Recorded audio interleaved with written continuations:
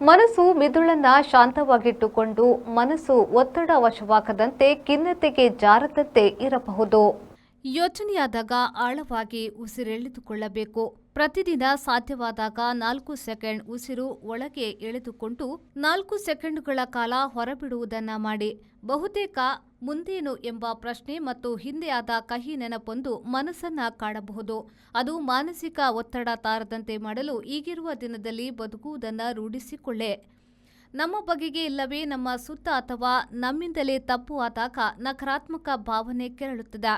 ಅದನ್ನು ಸಕಾರಾತ್ಮಕವಾಗಿ ಆಗಿಸಿಕೊಳ್ಳುವ ಪ್ರಯತ್ನ ಅತಿ ಮುಖ್ಯವಾಗಿರುತ್ತದೆ. ದಿನದ ವ್ಯಾಯಾಮ, ಕೆಲಸ, ಓದು, ಸ್ವಚ್ಛತೆ, ಊಟ, ತಿಂಡಿ ಎಲ್ಲವೂ ಕ್ರಮ ಪ್ರಕಾರ ನಡೆಯುವಂತೆ ರೂಪಿಸಿಕೊಳ್ಳಿ. ಹೆಲ್ದಿ ಬಾಡಿಗೆ ಕಾಮ್ ಮೈಂಡ್ ಬಹಳ ಮುಖ್ಯ. ಗೊಂದಲಗಳಿಂದ ದೂರವಿರಿ, ಇಲ್ಲವೇ ಗೊಂದಲಕ್ಕೆ ಕಿವುಡಾಕಿರಿ.